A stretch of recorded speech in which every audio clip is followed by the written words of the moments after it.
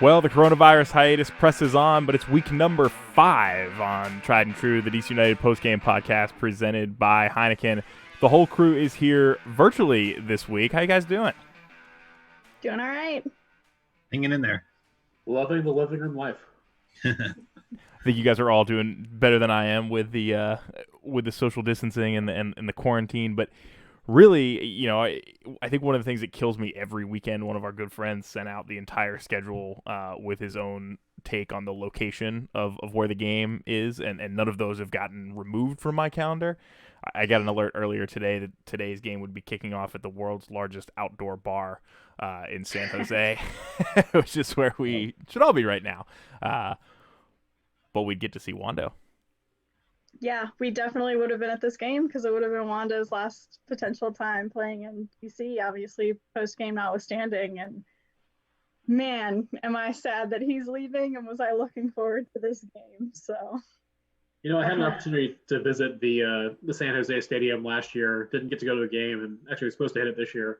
Didn't end up happening, but I think it's definitely on the list for places I need to visit, and hopefully can get a show from there at some point. Yeah, we've kind of hit on like what does this mean for player transfers, but we haven't really brought up what does this mean for player retirements. I mean, Wanda was it seemed like the Earthquakes Twitter account was talking about one last time and all that. Is it no more for Wanda, or does he do it again because his body had a year to rest, or a long off season to rest? My last memory of Wanda is him scoring against us at Audi Field. So I mean, at least it was nice to see him score. He can ride off into the sunset for DC United supporters in that way. Yeah, I feel like he'll stay another year. I mean, obviously, yeah, it depends on what like MLS does with the rest of this season. Obviously, if they're able to somehow like squeeze the entire season in, or they remake it so there's still like an official 2020 season, you might call it quits. But if they end up just saying like no season this year, we're just gonna start off with 2021. Like, he's such a passionate dude, and he lives and breathes like San Jose and playing soccer, and I could like totally see him sticking around for another year. Yeah, seeing him in the supporter section last year for the red card suspension, he was sitting out and shirt off, amped up, just like any other supporter. It was pretty amazing. Oh yeah, he was in the supporter section for that game. It was awesome. Yeah, I guess we're fortunate that we don't really have any folks like that on the DC roster who are potentially doing a victory lap before heading off into the sunset.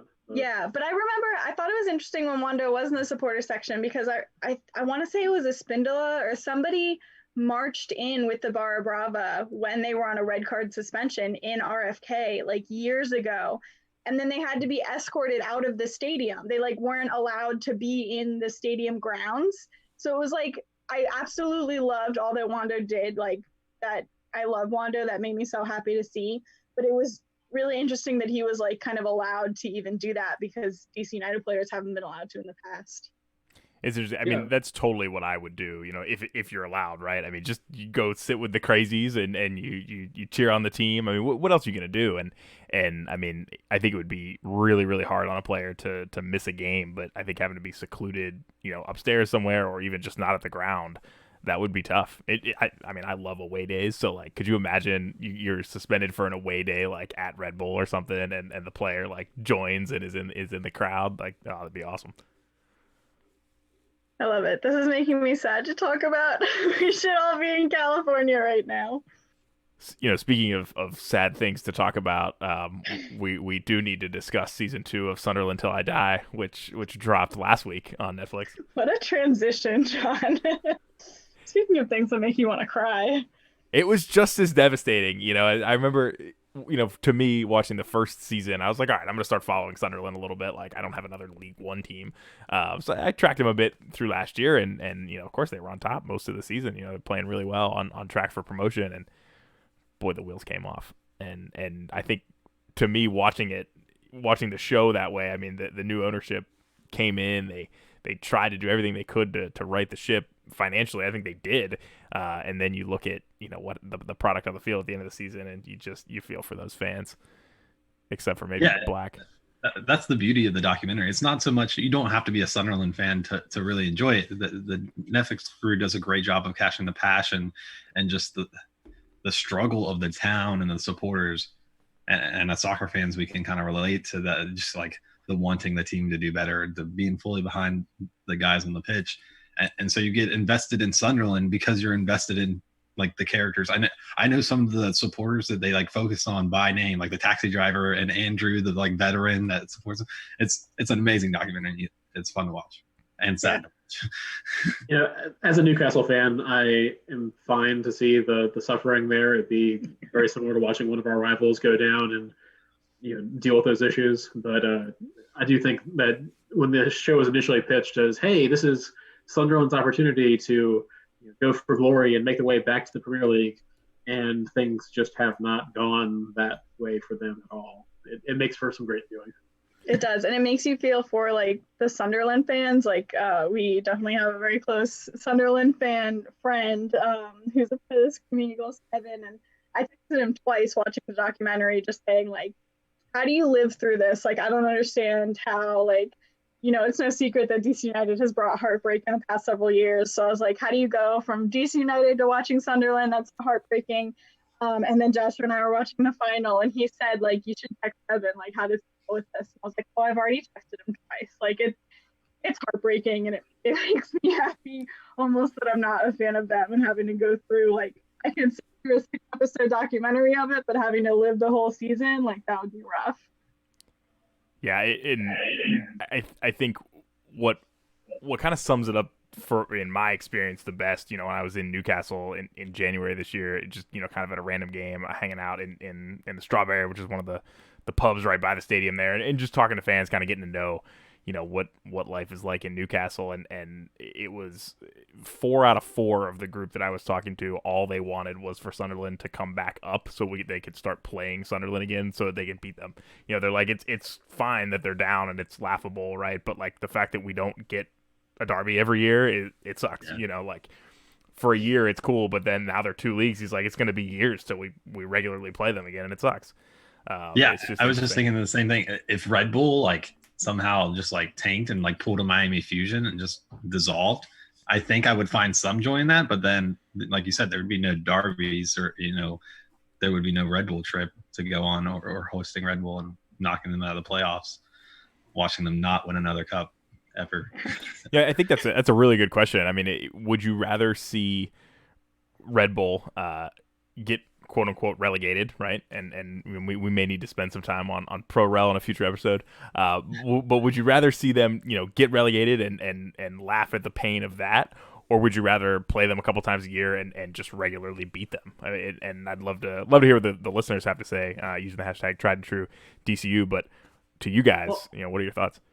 I think we need to clarify that the Red Bulls haven't actually won a cup. They've won not another. Not just, that in and of itself is enjoyable. So that's what I'm here for. Mostly, they've had a better run of form against us recently, but they still haven't. Stars are all that matter, right? Yeah, and they don't have any. So we'll. I think for me, I would rather beat them into a pulp every year and have them, hanging on the border of relegation. Watching them suffer in the top league is better than keeps the rivalry alive for me. Yeah. They can't have tarps over seats that we can laugh at, if we don't get to play them every year, Very true. They just make it so easy. So yeah, it'd be sad if they took that away from us being able to use them. And imagine if they were playing in USL League One or whatever the top league is, and we're able to win a championship there and get promoted back up. We'll talk about Pro Rel, another show that could be a show in itself for sure. But imagine them winning a championship in one of those leagues and trying to claim that as a league title. They totally would. From what I've recently seen on Netflix, though, it's not as easy as you think to just win a lower league and come right back up. Apparently, you can lose at Wembley twice in one season. Okay, so that's heartbreaking fashion too. Both times. Yeah. Brutal. Kind of like Red Bull putting a free kick over the bar in the playoffs and not hitting a penalty after having the keeper sent off. Shocking. You gotta love it. So I guess. Go ahead. Go ahead. All right. Well, transitioning to something happy that you can watch on Netflix. The English Game. We've kind of mentioned it a couple times, but I just need to keep coming back to it because it is so much fun to watch. Have you all seen it? It's on my list, but I've not watched it yet. I apologize. I'll get on that. That'll be my homework for this week.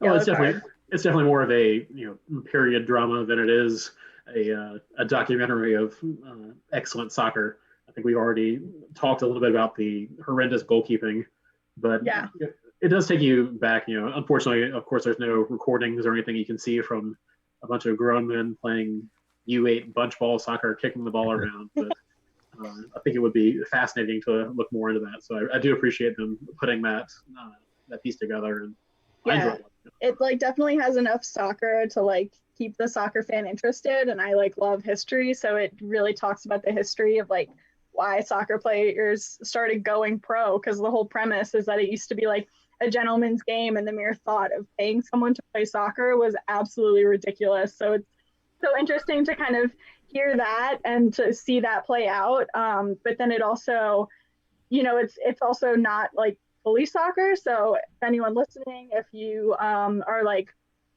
social distancing with someone who's not necessarily a soccer fan, it might be a good pitch to that person that they would also enjoy watching this, because it is very much a period drama that kind of anyone can get into, soccer things aside. Yeah, another one that's on my list that's been out for 5 or 6 years now, but I've not seen it yet. Abby and I were actually talking about the Hillsborough disaster earlier today, and I looked up that Hillsborough, what started as a 30 for 30 or several 30 for 30s or something like that, and is actually a full-length movie, is on ESPN Plus. So that's on my short-term viewing list. And I think we'll talk about it later too. But you seeing kind of the early origins of the Football Association in England, and comparing that, obviously MLS had its own challenges, and I'm sure we'll talk about that more in the later segment. But it really was fascinating to see as they were fleshing it out. And at that point, they didn't even have a common set of rules until the Football Association set that down. So a very different kind of world there. Yeah, so I would recommend to anyone listening, but I think we have some other things coming up that can kind of keep you occupied in this elongated social distancing. Yeah, if you've already got some shows ongoing, you don't feel like jumping into the English Game or Sunderland Till I Die, we're gonna have a FIFA 20 tournament. We've already talked to the guys over at RFK Refugees, and they'll both be in it. We need a few more people to join the ranks and fill out this bracket. So just message us on any of our social media platforms, Twitter, Instagram, Gmail. You have our stuff if you follow us, and let us know that you're interested, and we'll contact you and work the details out. And I think it has to be Xbox, right? And that was why some of the other podcasts and some of the other people putting out some DCU content right now couldn't find us, is because they had it on different platforms. Am I right? Yeah. And we've talked a little bit to the front office, our contacts at the front office, about maybe promoting the game and getting on the official DC United Twitch account, which would be really, really cool. We're trying to bring in DC United's official EMLS player, Mohammed, to maybe play the final. So we got to fill out a good bracket and have a good competition, and hopefully we can make that happen. Because I know that's been exciting to watch some of those games over the break here. I've never been a guy to watch a whole lot of Twitch streams or live video games, but I have been enjoying watching Mohammed's streams and seeing some of the stuff that DC puts out, some of the friendlies he's been playing. I guess it's just a sign of how starved for soccer and for sports in general I am. Oh yeah, definitely. I think the USL has launched an e-cup where they have soccer players playing Rocket League, which is like a car soccer video game. It's on ESPN3. I tuned in ESPN3 live, and there's a Charleston Battery player playing a Greenville Triumph player in Rocket League, and they're terrible too, because they're actually soccer players who don't sit around and play video games. So it's 7-3, lopsided victories. It's so much starved for content, and I guess it's just these guys are on contract and have nothing better to do. Speaking of that, MLS extended their training moratorium through April 24th. So I know I've seen Julian Gressel on Instagram talking about, I just put on boots and ran down the National Mall to do sprints because I can't get on the soccer field. It's crazy times we're in right now. Yeah, it's really interesting to me to see how some of the different leagues are handling this now, around the world. I think, we're not at a point yet in the U.S. where I think anybody's willing to commit to anything. But Germany's got players training again already. I saw some reports earlier today in England that some teams are going to be back training in early May in hopes of returning in June. And so MLS they seem to kind of continue to be pushing it back increments at a time, which makes sense for not really knowing exactly where this is going to go. But I don't think they're going to be back training on 25 April if I had to bet. Yeah, no, there's cop cars right now around Lincoln Park, making sure that people don't hang out in the park too long. So I doubt they're gonna, allow people to like officially join together to conduct work out in public like that. Well, and MLS is kind of a different league from some of the other ones. I think the plan for the Bundesliga, from what we've heard, is that they're looking at coming back with empty stadiums. For a league like MLS that depends so much on revenue from having fans in the stands supporting there, and most of the players we've talked to have shared that they would rather wait and make sure that you can get as many fans in the stands as you can. It's definitely a challenge for them. Yeah, I was thinking about that earlier today, and I was reading an article. Wes Morgan captained Leicester when they won the title, and he's still on the team, and he was talking to the local paper in Leicestershire about when this first happened. He sounded just like Fred and Griff, some of the folks we've talked to about like, we want to wait until fans can be back in the stand. They're a big part of the game. Like, we're not playing football behind closed doors. And just as recently as this week, he's kind of changed his tone a little bit about, this could be really good for the country and for the world if we can get some games in. Like, it could be a big morale boost. That's something that us as footballers could do to really kind of like help everyone through this time. And while of course it's not ideal, that it might be a good option, which is definitely different than what he said a month ago. And so I'm be interested to see if other athletes here in the U.S. change their mind on some of those thoughts as well. But as we've talked about before, MLS, very, very different operating model than the Premier League, right? I mean, they're not going to be able to do games behind closed doors for an extended period of time. I wonder if there's a chance they could get one of those big TV deals, though. Like I said, ESPN3 is showing Rocket League for the USL. I wonder if, Fox Sports and ESPN are just playing highlights and classic games. So maybe they could throw in a quick deal together and then keep these teams, very compact, don't have them seeing anyone but their families and each other. And maybe that would make up for the loss at the gate. I don't know. MLS on prime time would be pretty fun. That'd be crazy. Yeah. I think it's interesting. I think we're just going to have to wait and see. The U.S. is a little bit behind Europe and China and all them, and kind of how when the virus came over and how we're dealing with it. And I mean, the Virginia, like kind of what they've said, they've asked people to kind of shelter in place until June. I think it's June 10th. And I don't know if DC and Maryland have officially done the same thing, but we've all kind of been in the same kind of timeline in that. So, not even taking into account like the entire country kind of has to be on the same page of this, right? Like, that's going to be something in and of itself, even just DC.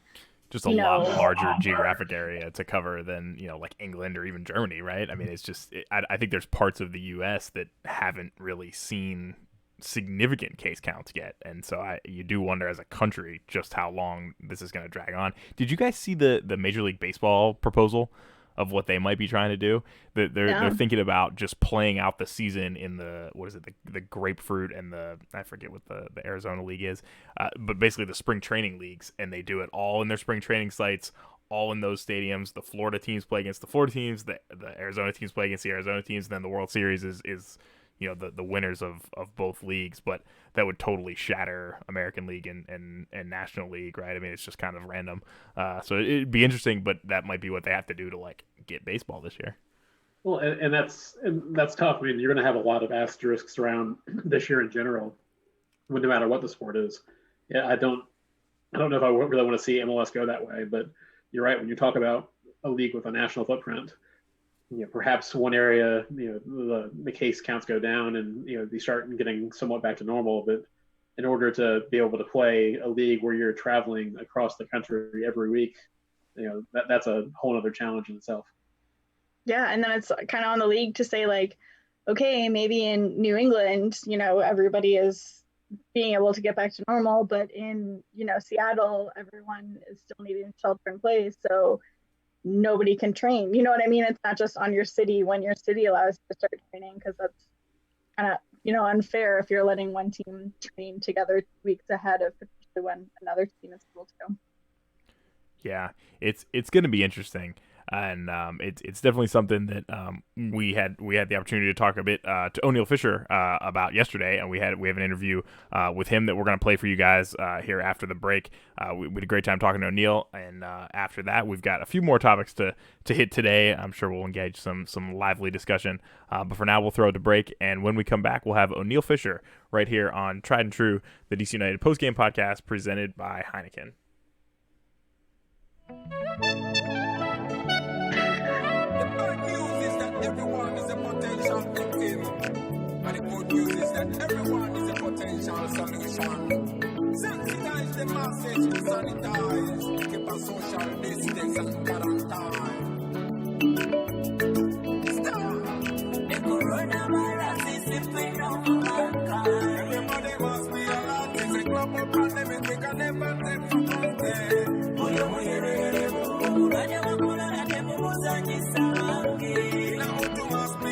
It's a matter of life we can never take for granted. Discipline and personal hygiene, and make sure you regularly wash your hands. Keep a distance from everyone. Report anything like a symptom. Serious fever is a symptom. Dry cough is a symptom. Overweight stamina is a symptom. Itchy eyes and flu is a symptom.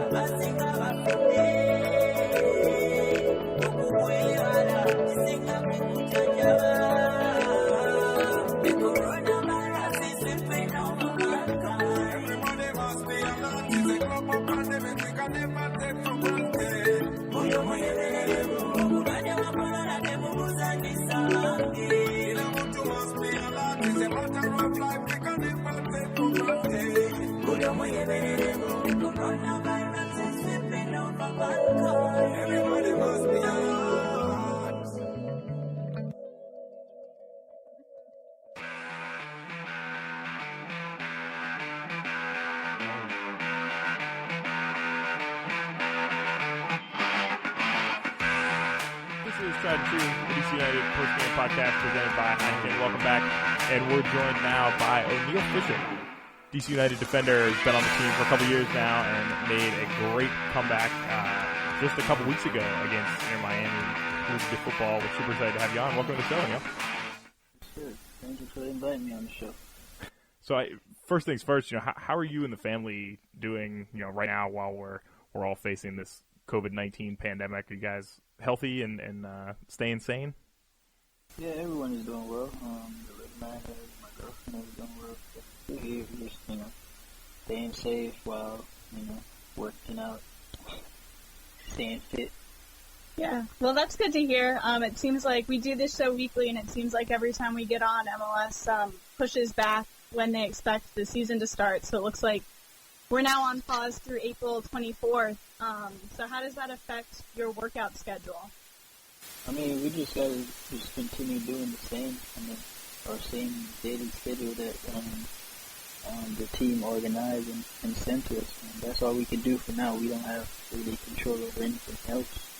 We just have to keep working and hopefully hope for the best to come, that the league can resume soon, Yeah, Oniel, we heard that your little son, Oniel III, is your workout partner during this hiatus. How has that been? And is it similar to working out with DC United players? I mean, he's been pretty tired after them workouts, though. I mean, after at least one workout, he got to take like a couple days off, He's sore. You should have did some abs workout with him. He was feeling it. You could see it on his face. But I mean, it's been pretty good. He's liking it. Did you get him to do the Talons workout tapes with you? Not yet. No. Not yet. I got to do that one. Sounds like you got a budding superstar on your hand. You mentioned that eagerness to get back out in the field, and us as fans, we all share that same excitement to get y'all back out there. For you, do you want the league to come back as soon as possible, whether there's fans in the stands or not, or do you want them waiting until you can get a full crew out there filling the stadium for the games? I mean, I think it wouldn't be right to play without the fans. You know what I mean? 'Cause you guys are a big part of the whole setup, so we can't do without you guys either. So I think we should definitely wait and wait for everything to be cleared up, and so we can get back to normal. Playing situations instead of just going out there, two teams, no fans, no support, nothing. So I think it's definitely better to wait for everything to be back to normal. Yeah, so we, particularly for you, it was right at the tail end of your long road to recovery and finally making that MLS appearance again, just a little over a month ago now, and the team put together an awesome series, kind of having you unfortunately have to relive the injury and all the surgeries and the recovery process. But what was that like for you to talk through that, during training camp this year, kind of as the anticipation built for your return, and then, ultimately culminating with the game against Miami? I mean, it was super tough, and there was a lot of thoughts and a lot of pain, a lot of anger, a lot of frustration that went into everything that I was doing. But the most important thing was for me was staying focused and work on me and make sure that I was doing everything necessary to get back on the field, because I knew what I wanted and where I wanted to get back to. So it was super important to get all that done and be able to get back out there again with the team and especially playing in front of the fans as well. But it was super emotional for me, the whole process, and just because of all the hardship I went through, and not just with injuries but other stuff as well. So I had to just stay mentally strong and focused, and know that it's hard, but it won't last forever. It's just a little hump in the road that I have to get over, and just know that it happens. It's life, and I just have to accept the fact that I'm already in the situation and move forward with everything else. I can't relive what happened each day that I was going through my recovery state. So I mean, leading up to Miami game, I was well prepared. I think for the most part, as I was telling Claudia, my mindset was already, once my number called, I'll be ready and I'll be dialed in to go and put in a shift. And I think I accepted the challenge, and I did my thing. Yeah. I mean, that's great. DC United fans are obviously really excited to have seen you back on the field against Miami. And all that you said are things that we kind of hear when players give interviews about their injuries, that it's obviously really difficult. You're not able to do your job and do the thing that you love. So did you find kind of camaraderie with other players who had gone through injuries, and now, we know Paul Arriola's injured? Or have you been talking to him and kind of helping him through all those emotions that he's feeling now? I mean, we haven't really talked a lot about the injury, but when he first got injured, we kind of talked a little bit just about how he's doing, how he's feeling, mentally where is he at, and stuff like that. But we haven't really talked about the whole process and all that, because I don't think he's really having to deal with majority of the stuff that I had to deal with. So I mean, it's a little bit. I feel like it's a little bit easier for Paul at the moment, because he didn't really have to do any follow-up surgeries or any of that. So I think he is doing pretty fine right now with his stuff mentally. And I think for the most part, what I've seen on his page and stuff, he's pretty positive, and being positive about everything. He's doing his workout and stuff. I've been following him, but I haven't really said much, Because some of the times I think, people just need, especially when you're in a situation like that, some of the times you need a little bit of space to kind of, reflect and kind of see, how you're going to get out of this and get over it, Because I definitely took some time away from everyone when I got injured. Like, I was just like, I didn't want to talk really.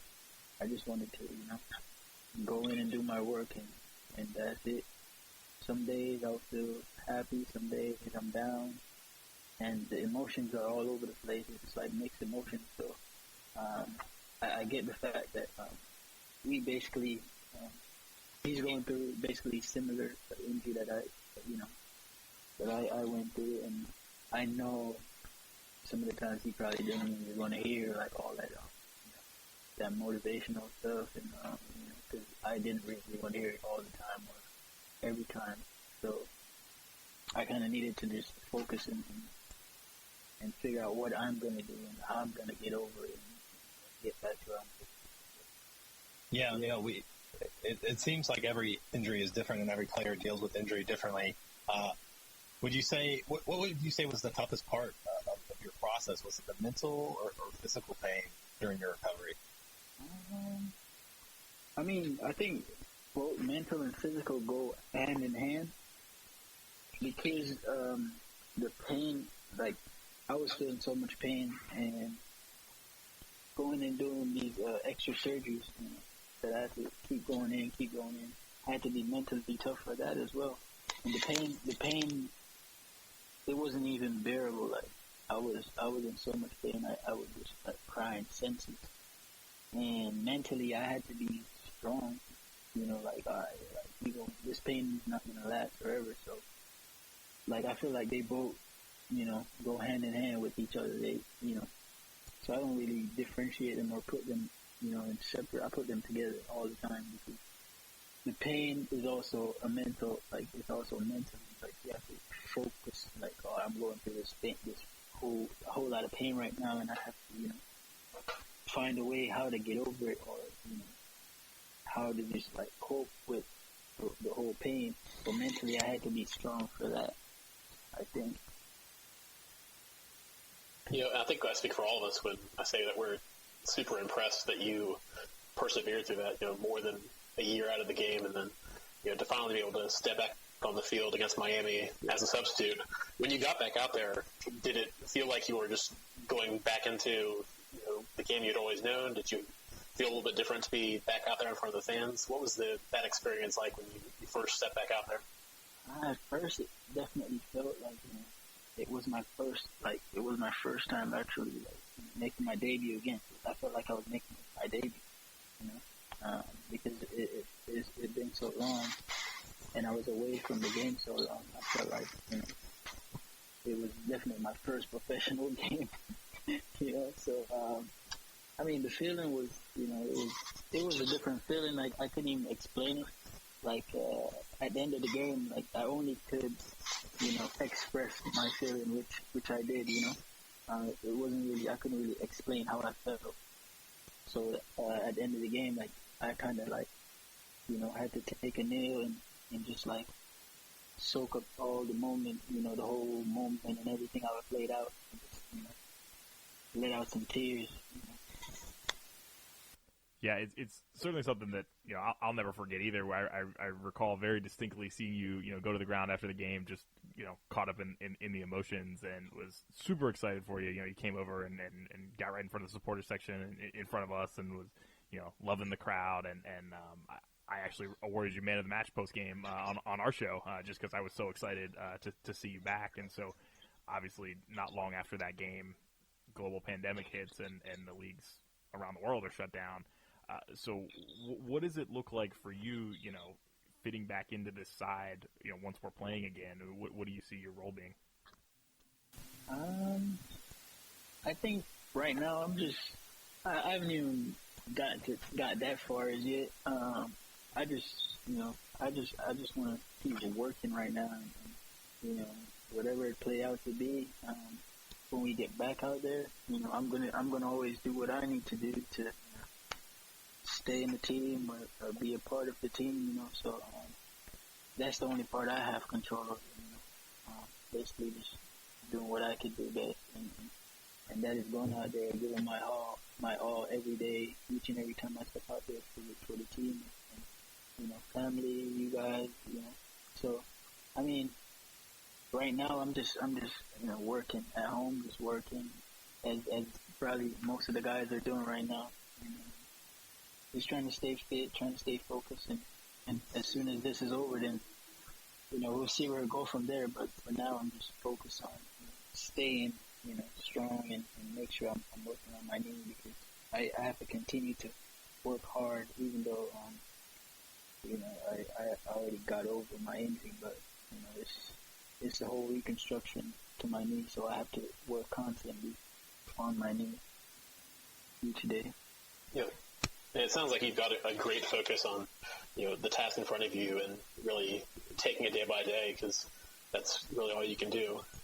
Kind of shifting conversation to looking forward a bit. For our listeners who don't know, you're a Jamaican international, made a couple of appearances. You think the Reggae Boys are going to qualify for the World Cup this time around? I mean, I've been playing since I was 17. Right now, we have a good squad, good group of guys. A good pool of guys, so I think there's definitely, a lot of chance for us to make it. I think we've been doing great over the past 3 to 4 years. Been to the Gold Cup 3 years straight, finals back to back.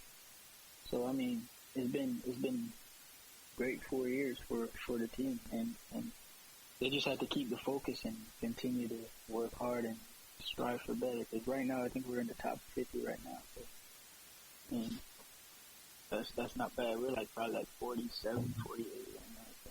I think right. Yeah, it's been great to see. Yeah, it's been great to see Jamaica do well. We've heard some rumblings that you're the locker room DJ. You got any song recommendations for us, or a Spotify playlist to let us know about? I mostly listen to Jamaican music, so and African music, Afro beats. But I could say my go-to song is Jamil. His name is Jamil Shepherd, and his name is Governor Impossible. All right. Yeah, so I listen to those two songs. All right, we'll have to look it up. Yeah, they're pretty good. And those are people that I grew up. One, Jamil, we grew up in the same community. And then the other guy, Governor, we went to school together. That's awesome. So, yeah, and they're doing pretty great in the music world. So. Yeah, that's awesome. We're definitely going to be looking up those songs right after we hang out with you. Yeah. But before we let you go, we do have a couple more questions. So on our last show, we had Griffin Yao on, and he said you were one of the hippest guys on the team. So do you think that is an accurate assessment? Yeah, because I'm cool with everybody. I'm a people's person, so Is Griffin as hip as he thinks he is? Yeah, maybe. Yeah, we got the squad. Me, Griff, Moses, and Kevin. It's a young, I roll with the youngins, so it's a young squad. Can they all beat you in FIFA, or how's your FIFA game? No, my FIFA game is poor. I don't really mess with it. I lost to Kevin a couple times. I beat Moses one time, and then I lost to Griffin twice, I think. But, I mean, I don't really play it that much, so, I got an excuse. But, yeah, hope you guys are doing well, though. Yeah, we're hanging in there. We're staying strong, and I think our last question for you is our go-to to wrap up these interviews. We ask everyone to make their case in 30 seconds or less why we should get your name on the back of our 2020 DC United jersey. Because I'm one of a kind. Solid point. Well, Yeah, that's where it is. I'm one of a kind. I'm rare, so you don't have too many Fishers out there. Oniel Fisher, definitely not a lot of 91s either. Yeah, I like a lot of 91s either. So yeah, you gotta make it. It's a gold number, or it's a gold jersey. Got to get it. Got to have it. Need it. I love it. Well, thanks so much for joining us today, Oniel. It was great having you on the show. And we'll be right back after the short break here on Tried and True, the DC United postgame podcast presented by Heineken.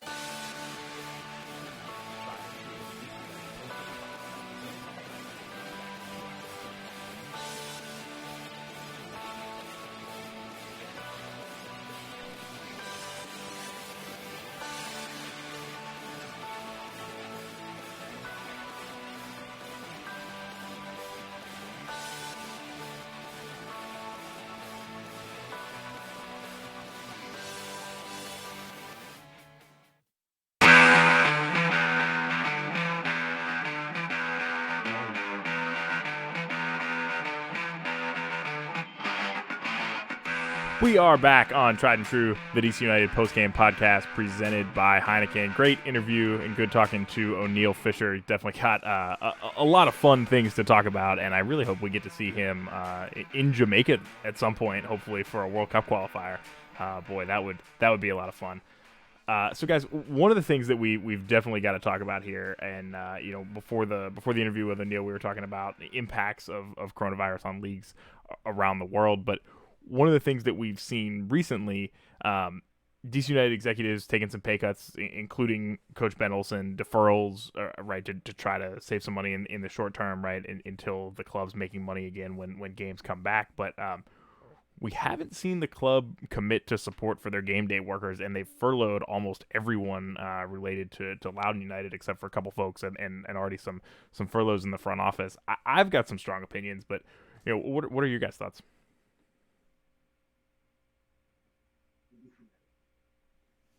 I think it's a tough situation. Obviously, for a club like DC United that has historically been underspending and a bit cash strapped, I understand that it's, stretching the resources a bit. But at the same time, especially when you're talking about game day workers, folks who are, kind of on the lower end of the scale when it comes to income, this is a major blow to them and something they were expecting to be able to leverage. So, hopefully they can take advantage of some of the programs that are out there and, find a way to make it happen for the folks who make it happen. I also wonder what is happening. I don't know what the advantage would be of this not being announced, but I think I saw somewhere that Levian, his pay is zero right now. Like, he's not making any money. He took a 100% cut. So, I mean, you would assume that money is going towards like these workers, right? Or keeping the stadium, or like, not deferring on loans or whatever, but even loan right now are kind of being given forgiveness and things like that. So yeah, I don't know what the team would gain from not announcing something like this, aside from the fact that, maybe, it has something to do with the way these workers can gain employment. Like you said, there are a lot of like heightened benefits out there right now because of the coronavirus. Maybe they were paid until a certain time, but making that go public, would change the type of benefits they get. I have no idea how any of it works. But I'd like to think that the team is doing something for these workers. Yeah, and DC United's never been the biggest spenders in the league, so I kind of saw this coming, right? I figured we wouldn't be one of the last teams holding out on paying everyone full salary. I figured this would happen. And honestly, probably some of the season ticket managers are like making more on these programs than they were off a commission when they had nothing to sell, right? So I'm not really surprised. I wish we had an owner that owned Home Depot or the New England Patriots or something like that. But it's just a simple fact that we don't.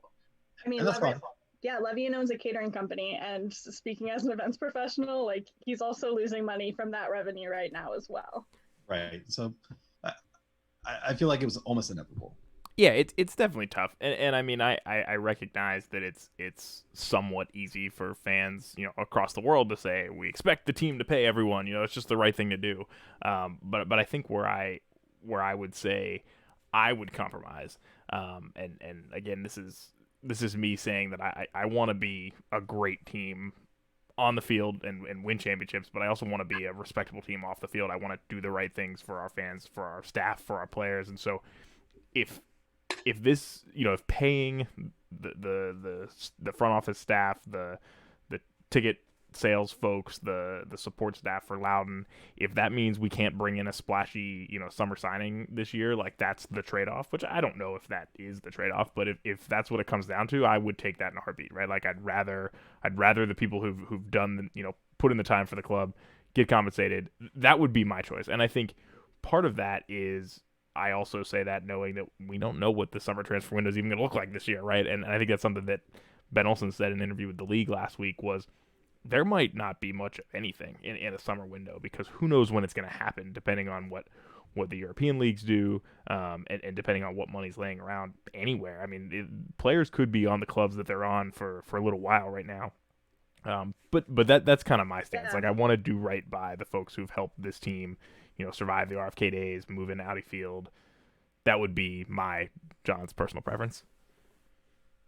Yeah, and I think that the team is trying to do right by everybody right now, not just the employees, but I don't know if you all, as season ticket members, got that email saying, I kind of skimmed it because thankfully I still have my job and I'm able to continue making my season ticket payments, but I think it was essentially an offer to kind of defer if you're on a monthly payment plan for season tickets. It was an offer to kind of start deferring those payments for a little while. So, there is, I mean, I wouldn't hope that they're making that decision like in lieu of paying people, but also they have to understand that, not just the DC United employees are potentially losing their jobs. People across DC are losing their jobs. And especially, when Audi Field just opened, the team came out and said, or I don't know if they officially said this, but their marketing was very much that like they were trying to bolster season ticket membership, which obviously every team is willing to do, but there were a lot of supporters within all three supporters groups who were kind of saying that they don't have the financial means to be a season ticket member. They go to as many games as they can, but their income being wherever it was, they couldn't commit to fully paying that season ticket price. So that's something, again, the team is hopefully trying to keep, and that's a lot, but they're trying to keep everybody in mind and kind of be good to everybody, and it's just such a balancing act. Well, and once you get to a situation where you start rescheduling games in the back half of the season, if you don't get to the 34, hopefully you start seeing refunds to season ticket members, but folks who paid up front or making payments, it's a mess, and I do not envy the front office for having to do that. I will say that this ownership group is the one that did get us into Audi Field into a situation that is far better than what we've seen for the first 20 some odd years of DC United's existence. So they've done a lot of positive things too. I'm just hopeful that continue to do that moving forward, no matter what. Yeah, I wonder what the general consensus is though. If it's like we only potentially play say they shorten the schedule and you only play every team once, so you don't get all 36 home games, but you don't get a refund, but they were able to pay all their workers and then you potentially get a signing. Like, see, that's what my question is, right? Like, if they came out and said, like, we're not going to be able to offer a refund, but all the game day workers are being paid right now, nobody is looking at me very happy right now. No, I think we were confused at the 36 home games. I'm trying to play on in that one. but no, I totally know what you're saying. And one of the things that's complicated this even more for the team, which by the way I was not tracking, that they're planning to defer season ticket payments if that's something that's needed. So that's great to hear. And it's, again, even more challenging hearing just this week that the XFL has pretty much essentially folded.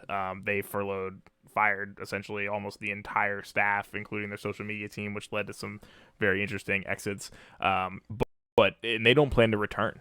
And so, obviously thoughts about that the DC United, sharing a field for part of the season with the Defenders, put aside, that's money that was in DC United's pocket for this season, and in theory for several more seasons, that's now gone as well.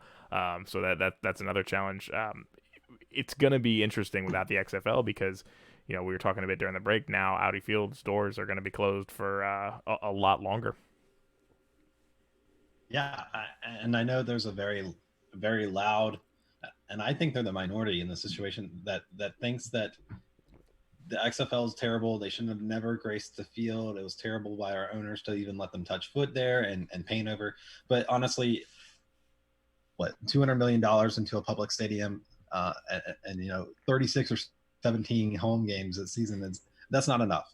There's people in the area that's supposed to be for the community, right? It's supposed to bolster the community. The people that live nearby are supposed to be able to go on game days and get a salary. And I know some of the gate workers. I've friends with them on Reddit or in the stands with Cheyenne. It needs to be a multi-tenant stadium, and I'm kind of sad that it's not.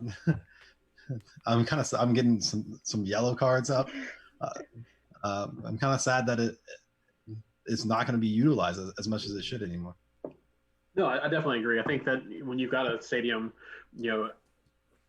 as great as Audi Field is, you need to find a way to leverage that into as many events as you can. What you say, you get 17 home games a year plus a couple of exhibitions, maybe an Open Cup game or two. If you're lucky, a couple of national team games, but you're still not even at one game or event a week.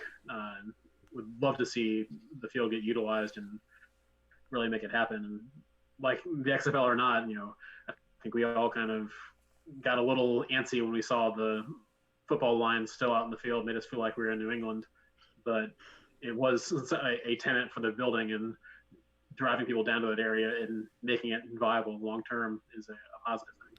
Yeah, I for one am glad to see a Vince McMahon property fail. I get a little bit of enjoyment out of that. It's unfortunate, how it kind of came to be. But the Defenders were one of the more fun, XFL teams to watch, both on the field and of course in the stands. I mean, the beer snake was cool. I say what you will about football lines and things like that, but fans loved it. I think the fans were bored, and that's why they made a beer snake. But the Defenders showed they were willing to put money in Audi Field that DC United wasn't, and that was huge. There's a giant advertisement board that I'm pretty sure the Defenders put in there for Verizon. The netting across for that the supporters can now use to put up TIFO. DC United wasn't going to get around that anytime soon, and the Defenders were throwing money at it. And DC United was getting the gate and the beverages and the food for all those games. Well, that's the best part about that beer snake, right? I mean, all that money was going right in DC United's pocket. And now we just got to pay the staff with that money.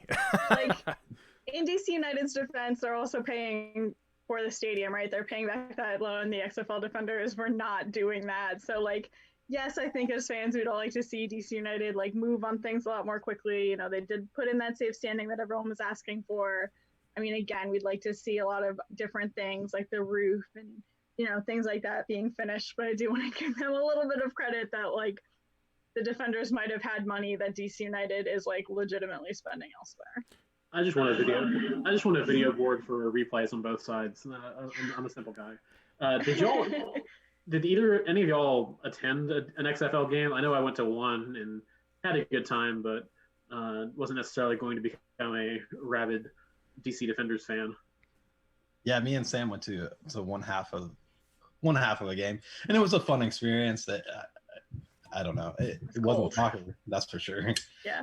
Well, I also wonder like what the reception was in other cities. I'm not the biggest football fan out there. I would never claim to be, but also obviously like there's a lot of controversy with the Washington professional football team, and I think that potentially like drove a lot of fans to the Defenders. So I couldn't even. I think there was also like a Seattle team, and Seattle has a professional football team. So I couldn't even tell you what the other cities in XFL were and if they already had football teams. But I wonder what that fan base looked like. Well, and obviously this is a soccer podcast, so we're not going to go too deep into football and the impact it has there. But it's kind of strange to think about. It wasn't 20 years ago where MLS was in a very similar situation. If this current virus crisis had happened in 2000, it's quite possible that MLS would have folded. They were in a very different situation. Absolutely. Yeah, I think that we're super unfortunate. Again, I don't know a whole lot about XFL, and some people are like, oh, I saw this coming, but I certainly didn't, and I think that they potentially would have gotten at least a couple more years out of it. So it I seemed, think we should all kind of be counting our blessings. For sure. From the reporting that I saw about the XFL, they at least had the funding for another year or so pre-coronavirus, like out of the gate. That was what they had, but this just kind of took all the wind out of the sails. But you're right, Black, like for many years, Major League Soccer could have gone under with something like this. And there's a part of me, I don't think it's totally going to die, but it will be interesting to see if God forbid we like lose this entire season, what does that do to the trajectory that the league's on, at least, right? I mean, with some of the expansion teams coming in and I think it's fairly common knowledge amongst big MLS fans like us that the biggest source of revenue for the league the past couple of years has been expansion fees. And so if those go away potentially, because there's maybe not money to do that in other cities, what happens to this league? I think it sticks around, but does growth dramatically slow as far as like new teams coming in? Like what might some of these after effects be? Well, and fortunately, I think the league agreed to a collective bargaining agreement before the season started that will carry them through the next several seasons. So you're not having to negotiate that, but part of that is an increase in payroll. And if you've got a league that's missing most or all of a season potentially, that starts to put the pressure on a lot of the teams, much like you saw back in the 90s for the early years. Yeah, it was also an increase in a lot of like owner spending. Those charter flights, that was kind of a highlighted thing. That was potentially not the biggest win or loss on either side, but that was something that was majorly highlighted. I don't remember. I think it was 8 legs overall this season, and then I think it was supposed to increase to 16 or something like that. And they might have to charter fans to away games to meet that threshold this season, depending on how short the season is. But like we're talking about, the variety of owners, and are they still going to be able to kind of meet those potential spending minimums, or are we going to see a lot of teams being sold in recent years? Like, I just don't know. But in upcoming years. But it's interesting, to bring up old school MLS, because Sam sent us an awesome Twitter video this week about the old school shootouts, and I'll be the first to say I was not a Major League Soccer fan when that was happening, but I'll let one of you guys take us through the craziness that used to be MLS shootouts.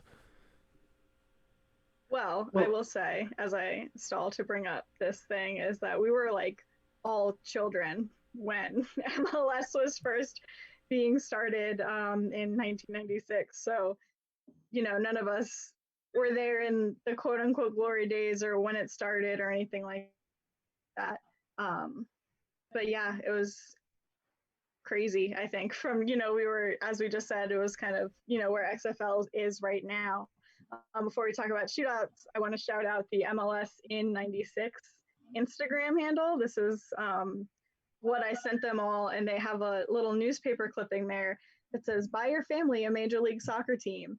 and it's basically stating that there were 26 cities or 28 cities, excuse me, that had initially put in a bid for an MLS team, but the league was only committed to 12 of them. So they were essentially asking people within those 28 cities to put in a refundable $75 season ticket deposit.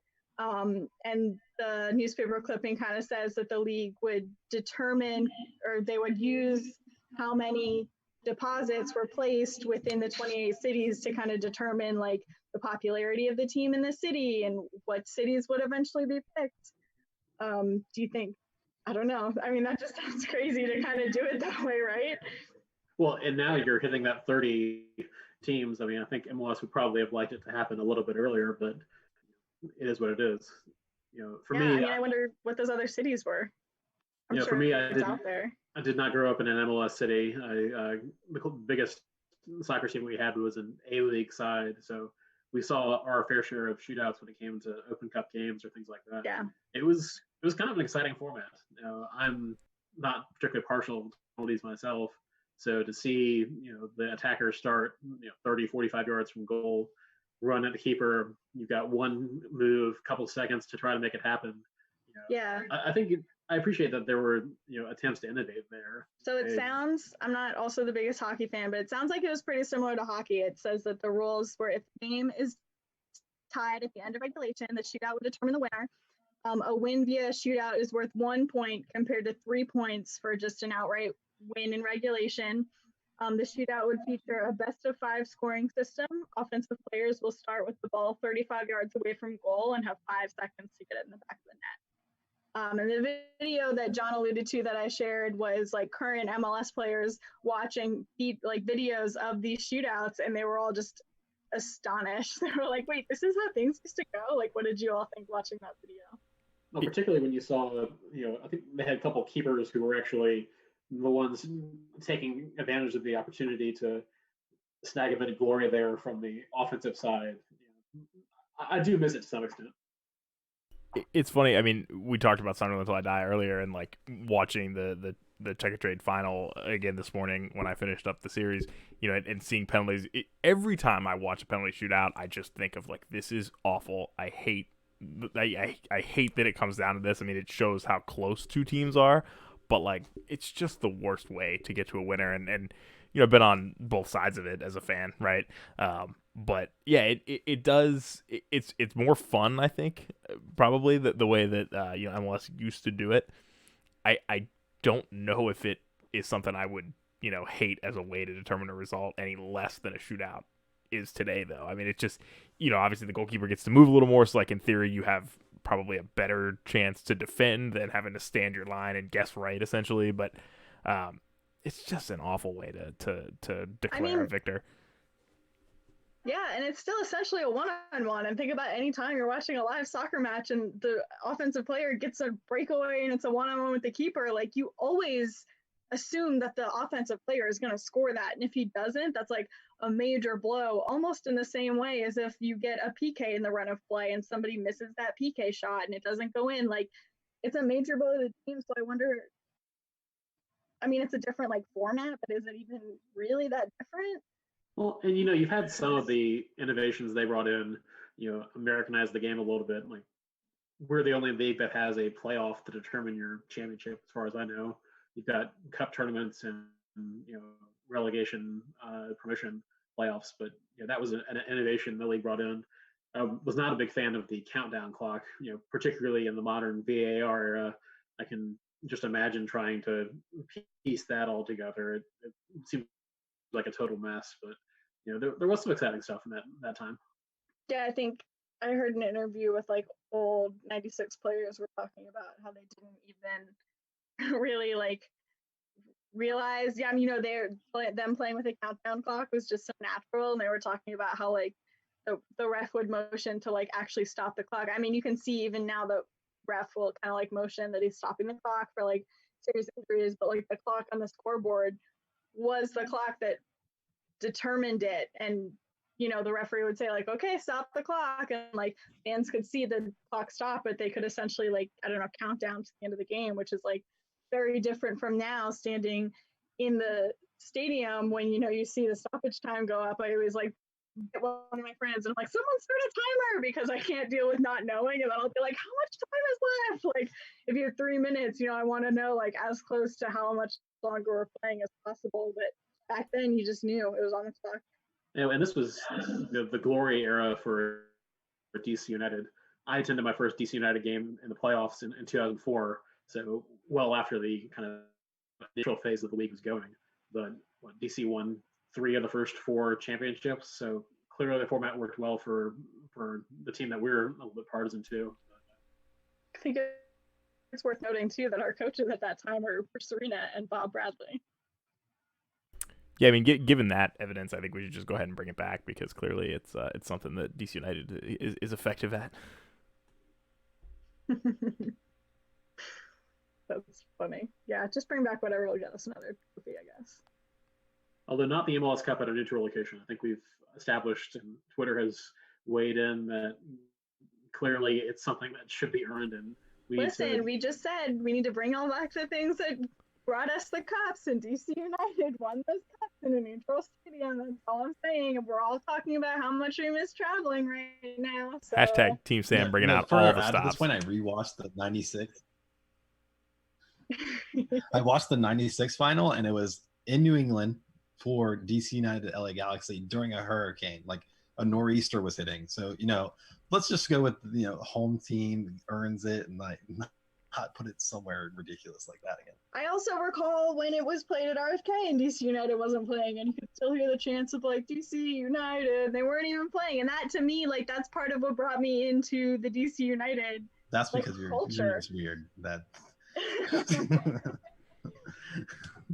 It was great that they were that passionate, that even though they weren't playing, they were cheering for their home team, and that's what sold me. Well, obviously the league has grown quite a bit from its kind of meager beginnings. These franchises are highly valued. These are, the expansion is huge, and I'm sure we'll talk about that in some future episodes and what the league's going to look like moving forward. But it's kind of cool to think back on, where this league came from, particularly considering DC United dominated the early years. Especially when you talk about kind of the difference, MLS was kind of created off the back of the 94 World Cup that was in the 94 Men's World Cup that was in the US, and the league was kind of built off that. And then, the league kind of establishing itself in as soccer in America, they had different rules based on, what everyone else had in the rest of the world. Even kind of silly rules, not even just like playoff rules, but, I think all DC United fans, even if you weren't around for that point, you kind of know the story of like keeper substitution, where if your keeper was injured, you used to be able to sub out the keeper. And then lo and behold, the New Jersey Red Bulls decide, I don't think they were the Red Bulls at the time, but they figured out a way to circumvent the rule and kind of. That's so much right. Like they had players switch into the goalie jersey, and then they got subbed, and then they had them switch back out of the goalie jersey. So they like got that 4th sub, even though they shouldn't have. And then that player ended up scoring kind of the game-winning goal. So, obviously you have to rant about that DC United player, but we kind of did soccer differently in America from the beginning. And it's interesting not having been a part of that to just look back and see all that the league is doing to highlight that right now.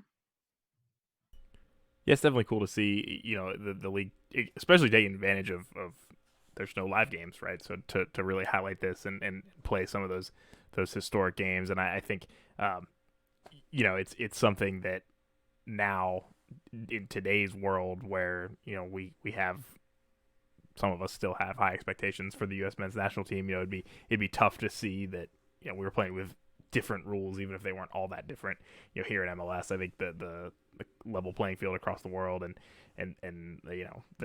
that helps grow the game here even more, and players leaving and playing overseas, coming back to the league here, coming back to the national team. It would definitely be jarring to go back to some of those rules, I think, when we think about player transfers and international games and things like that. So, closing thoughts from any of y'all? What should we be doing this week? I know I have my homework to watch the English game. Definitely. And if any of our listeners have ideas for other soccer-related shows or just shows in general, please, hit us up on Twitter. Use the hashtag Tried and True DCU.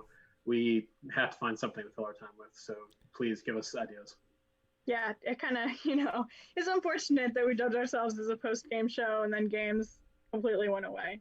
I did want to fact check myself just for anyone who's listening who did want to take advantage of that payment deferral for season ticket members. So if you're on kind of the monthly payment plan, email says that you're able to defer the April payment. And you have until April 14th at 5 p.m. Eastern time to do so. So that's just a couple of days away from when we're recording right now. So if you want to take advantage of that, I would let your ticket rep know immediately. Yeah, no, thanks for that, Sam. Definitely good to hear that the front office is trying to do that, because obviously there's a lot of us that are in a tough place right now financially, and every little bit helps.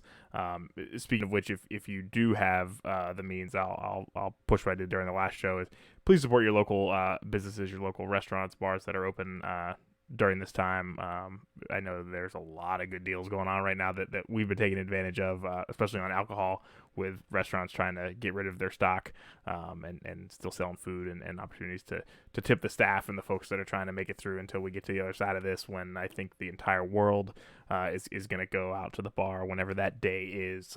It's going to be very exciting. So thanks everyone for joining us today. I thought we had a great time with Oniel Fisher. Really enjoyed being on the show. And we'll be back next week right here on Tried and True, the DC United postgame podcast presented by Heineken. The bad news is that everyone is a potential victim, and the good news is that everyone is a potential solution. Sensitize the message, sanitize, keep a social distance and quarantine. Stop! The coronavirus is slipping on mankind. Everybody must be alert. It's a global pandemic we can never take for granted.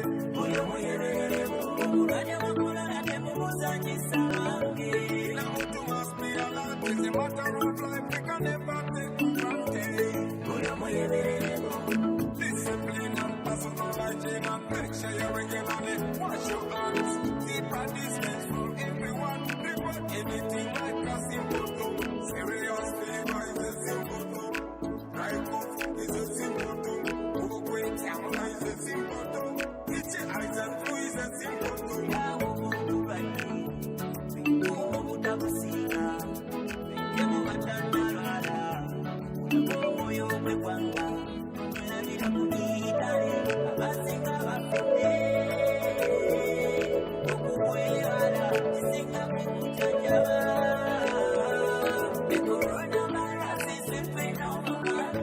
Everybody must be alert. It's a global pandemic.